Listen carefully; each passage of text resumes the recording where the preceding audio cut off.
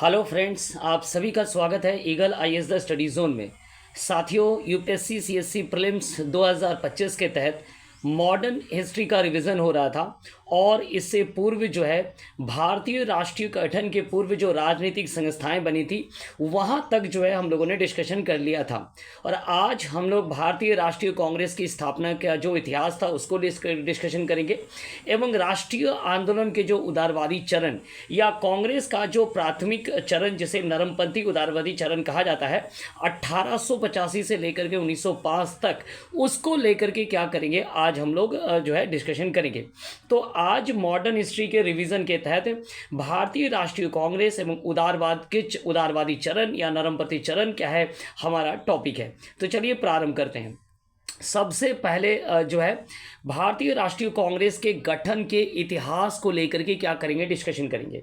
सबसे पूर्व 19वीं शताब्दी के मध्य या छठे दशक तक जो है कलकत्ता, मद्रास और बॉम्बे, ये जो तीन प्रेसिडेंसी क्षेत्र थे, इन तीनों प्रेसिडेंसी क्षेत्रों में हायर एजुकेशन का विकास हुआ। हायर एजुकेशन के कारण जो है प्रबुद्ध भारतीयों में जो है चेतना जागृत हुई, राजनीतिक चेतना जागृत हुई, जिसके कारण कांग्रेस से पूर्व कई संस्थाओं का गठन हुआ। उनमें इंडिया लेग्यू, इसके साथ साथ जो है Indian association, Bombay association, Madras Mahajan Sabha, Poona सार्वजनिक सभा, ईस्ट इंडिया एसोसिएशन जैसे कई ऐसे जो है राजनीतिक संस्थाएं उभर करके आई, जिन्होंने भारतीयों को क्या क्या राजनीतिक रूप से शिक्षित किया था और उनके अंदर जो है राष्ट्रवाद का जो बीज है वो बोना प्रारंभ कर दिया था।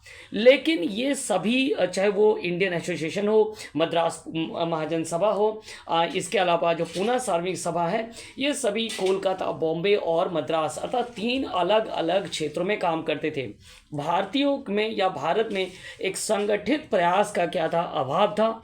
और इस संगठित प्रयास को आगे बढ़ाने में अगर किसी की महत्वपूर्ण भूमिका पाई जाती है तो इंडियन एसोसिएशन कोलकाता के सुरेंद्र नाथ बनर्जी के द्वारा ऐसा ही प्रथम प्रयास किया गया था 1883 में ऐसा ही प्रथम प्रयास किया गया था जब इंडियन नेशनल कॉन्फ्रेंस का जो है आयोजन किया गया था। इसके प्रथम सम्मेलन का आयोजित किया गया था, जो कि ब्रिटिश सत्ता के विरुद्ध माना जाता है कि एक संगठित प्रयास है।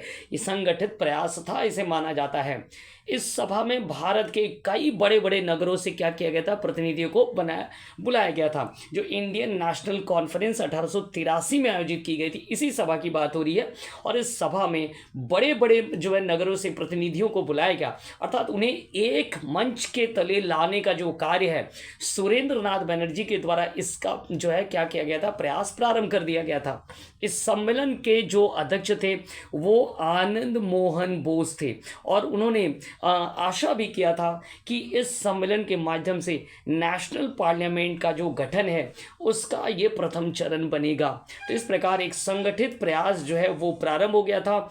इंडियन नेशनल कॉन्फ्रेंस 1883 के प्रथम आयोजन के द्वारा इसका जो दूसरा अधिवेशन है 1885 में आयोजित किया गया था, लेकिन बाद में जा करके ये भारतीय राष्ट्रीय कांग्रेस का एक हिस्सा बन गया या उस पर जो प्रछन्न हो गया। अगर भारतीय राष्ट्रीय कांग्रेस की स्थापना का श्रेय अगर की बात किया जाए तो भारतीय राष्ट्रीय कांग्रेस का जो स्थापना का श्रेय है वो एक उदारवादी रिटायर्ड अंग्रेज अधिकारी A.O. ह्यूम को जाता है।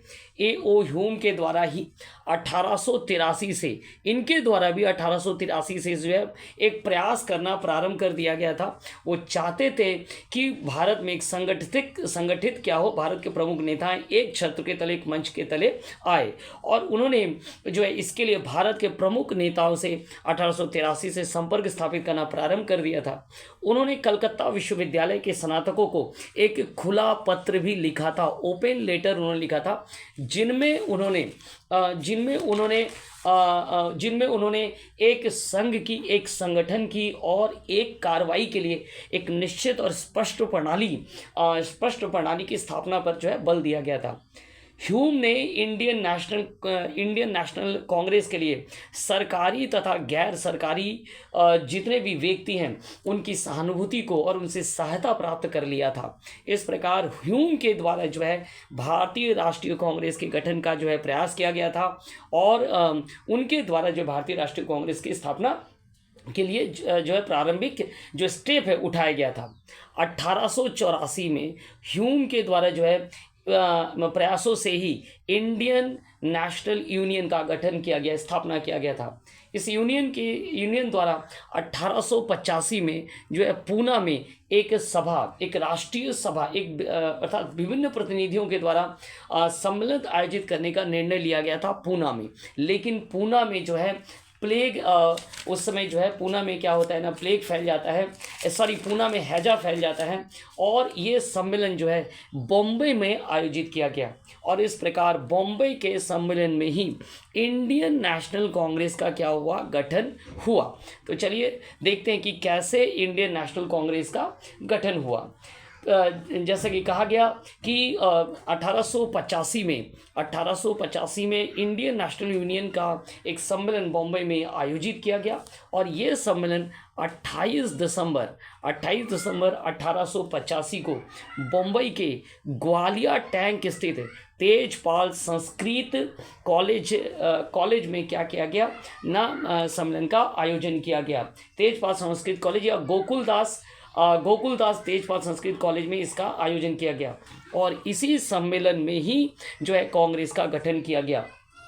इस सम्मेलन के अध्यक्ष की अगर हम बात करें तो वोमेश चंद्र बनर्जी क्या थे, इस सम्मेलन के अध्यक्ष थे और सचिव कौन थे, तो एओ ह्यूम थे। इस सम्मेलन की अगर हम बात करें तो इस सम्मेलन में जो है इस सम्मेलन में लगभग जो है 72 प्रतिनिधियों के द्वारा क्या किया गया था, भाग लिया गया था। इसके अलावा इंडियन नेशनल यूनियन का जो नाम है उसे बदलकर इंडियन नेशनल कांग्रेस रखा गया था। इसमें दादा भाई नौरोजी के द्वारा प्रयास किया गया था और उनके प्रयासों से ही इसका नाम क्या रखा गया, इंडियन नेशनल कांग्रेस रखा गया। इसकी स्थापना के समय अगर वायसरॉय की बात करें तो लॉर्ड डफरिन जो इसके क्या थे, उस समय वायसरॉय थे। तो इस प्रकार जो है कांग्रेस का प्रथम अधिवेशन जो है बम्बई के ग्वालियर टैंक स्थित गोकुलदास तेजपाल संस्कृत कॉलेज में 28 दिसंबर 1885 को आयोजित किया गया और अखिल भारतीय कांग्रेस का गठन भी किया गया। कांग्रेस के जो प्रमुख नेतृत्वकर्ता थे या कांग्रेस को बड़े बड़े लीडरों का क्या मिला, साथ मिला।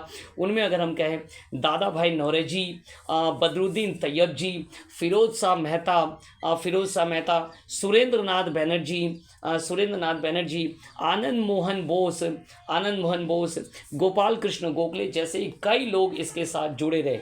जहाँ तक महिलाओं की अगर बात की जाए तो कलकत्ता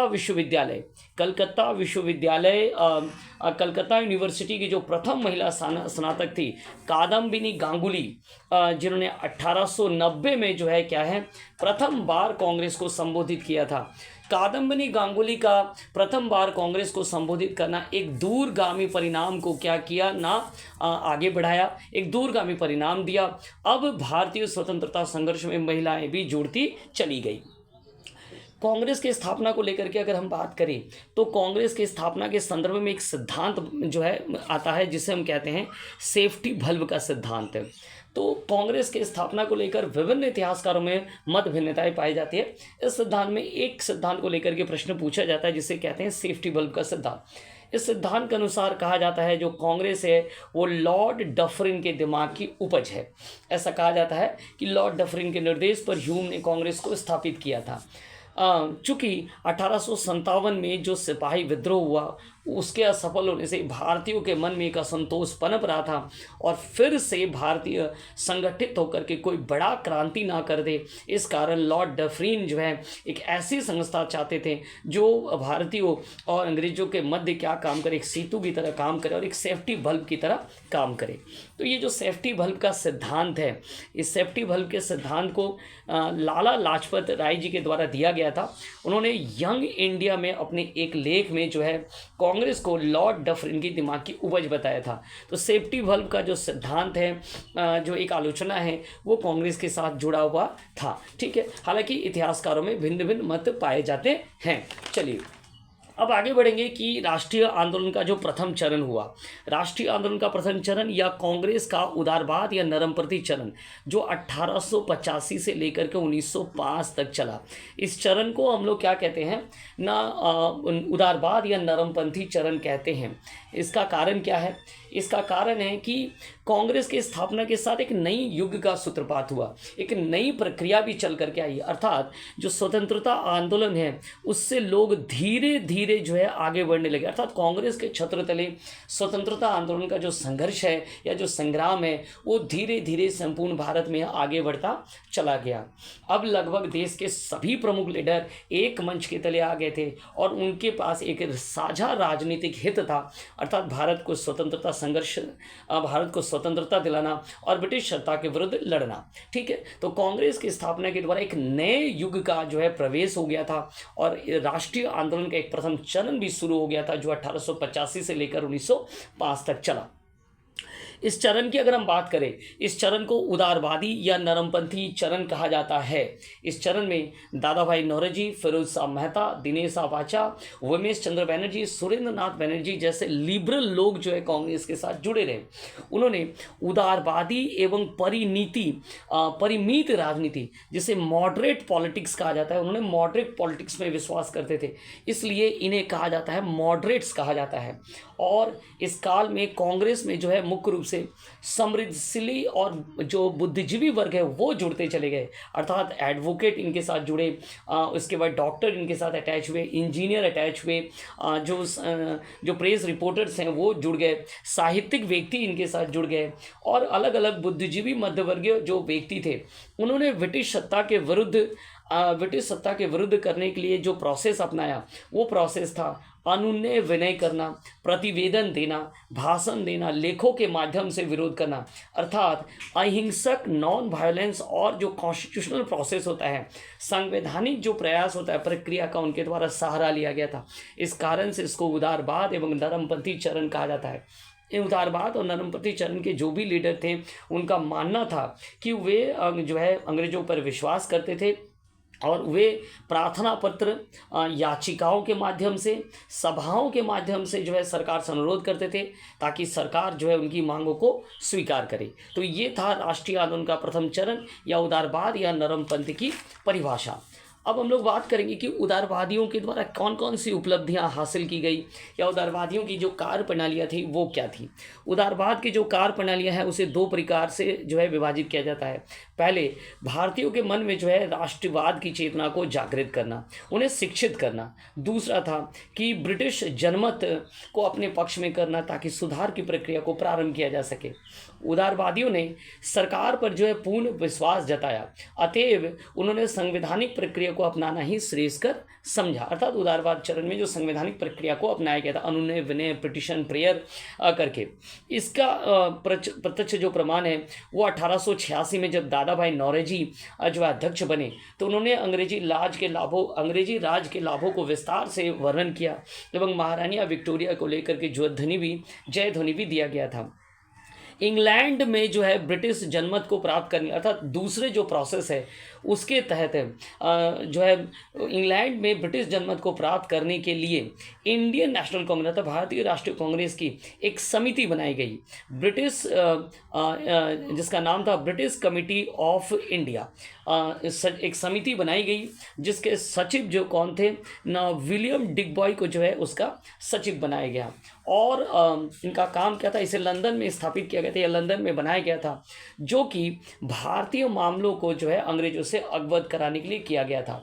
तो इस प्रकार जो है दादा भाई नौरोजी के प्रयासों से जो है इंडियन नेशनल कांग्रेस की एक जो है ब्रिटिश कमिटी ऑफ इंडिया की स्थापना भी जो कहाँ की गई, लंदन में स्थापित की गई थी।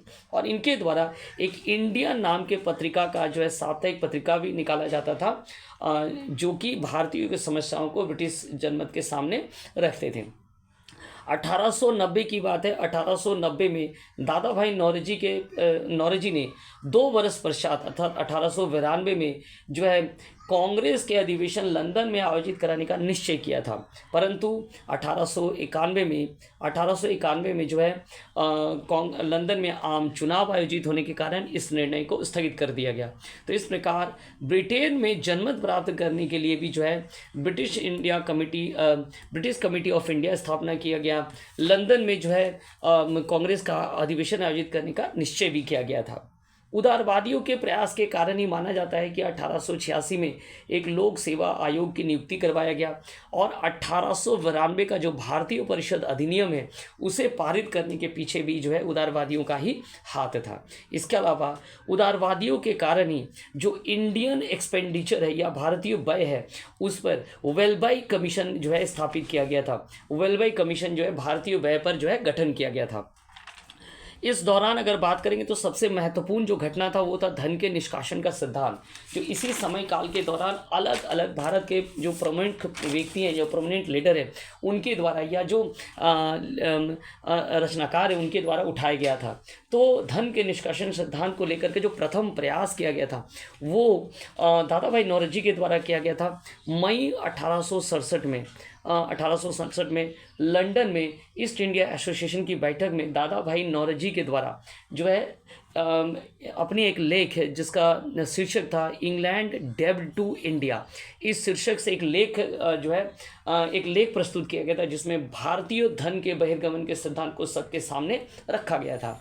इसके अलावा दादा भाई नौरोजी के द्वारा ही अपनी पुस्तक the poverty and un British rule India में भी ब्रिटिश रूल इन इंडिया में भी जो है धन के निष्कासन सिद्धांत का उल्लेख किया गया।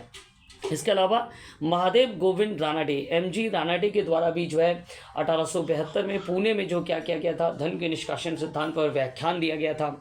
प्रमुख अर्थशास्त्री रमेश चंद्र दत्त की अगर हम बात करें तो उन्होंने अपनी पुस्तक इकोनॉमिक हिस्ट्री ऑफ इंडिया में भी धन के निष्कासन सिद्धांत को बहिर्गमन सिद्धांत का उल्लेख किया था। तो इस प्रकार कई प्रोमिनेंट लोगों के द्वारा इस समय उदारवाद के प्रथम चरण में ही जो है धन के निष्कासन सिद्धांत का उल्लेख किया गया था। 1896 में जो है भारतीय राष्ट्रीय कांग्रेस ने धन के निष्कासन सिद्धांत को जो है स्वीकार कर लिया था। चलिए अब बात करेंगे जो 1892 का जो भारतीय परिषद अधिनियम है उनको लेकर के डिस्कशन करेंगे। कांग्रेस के प्रयासों से और उदारवादी नरमपंथी लीडरों के प्रयास से जो है ब्रिटिश संसद को जो 1892 का भारतीय परिषद अधिनियम पारित करना पड़ा और इसके माध्यम से कौन कौन सी कुछ सुविधाओं में जो है वृद्धि हुई। पहला, केंद्रीय तथा जो है प्रांतीय जो विधान परिषदों में विस्तार किया गया। दूसरा जो है ब्रिटिश सरकार ने प्रथम बार प्रतिनिधित्व की जो है भारतीय विधान परिषद में जो प्रतिनिधित्व है उसको क्या कर लिया ना, प्रतिनिधित्व के सिद्धांत को जो है भारत में स्वीकार कर लिया और भारतीय विधान परिषदों में जो गैर सरकारी सदस्यों का मनोनयन है वो बंगाल चैम्बर ऑफ कॉमर्स एवं प्रांतीय विधानसभा द्वारा किया जाने लगा, विधान परिषदों के द्वारा किया जाने लगा। दूसरी ओर विधानमंडल के जो सदस्य हैं वो एक निर्धारित नियम के तहत बजट और वित्तीय और फाइनेंशियल मामलों पर क्या कर सकते थे, उन्हें बहस करने का सीमित अधिकार भी मिल गया। इसके अलावा जो है विधानमंडलों के सदस्यों को सार्वजनिक हित के मसलों पर प्रश्न पूछने का भी अधिकार जो है प्राप्त हो गया। तो अगर कंक्लूजन के तौर पर हम कहेंगे कि उदारवादियों के द्वारा 1885 से लेकर 1905 तक जो है प्रेयर, पिटीशन एवं प्रोटेस्ट, अनुनय विनय, प्रार्थना, याचना और विरोध के माध्यम से एवं संवैधानिक प्रक्रिया के सहयोग से ब्रिटिश सत्ता का विरोध किया गया और इस प्रकार जो है कांग्रेस का गठन होने से जो है भारतीयों का जो स्वतंत्रता संघर्ष है वो एक राजनीतिक संस्था के तले संगठित रूप से जो है क्या है चलता रहा और इस क्रम में अर्थात जो नरमपंथी क्रम है इस क्रम में जो है प्रेयर, पिटीशन और प्रोटेस्ट के प्रक्रिया के द्वारा अंग्रेजों का विरोध किया गया। तो हमारे साथ जो है जुड़े रहिए रिवीजन की क्लासेस में, आगे आपके लिए और भी क्लासेस जो है दी जाएंगी और साथ में बहुत सारे क्लासेस जो है मॉडर्न हिस्ट्री का रिवीजन के लिए हमारे जो है हमारे चैनल में दिया गया, आप उसे ज़रूर जा करके देखें। आप सभी का बहुत बहुत धन्यवाद।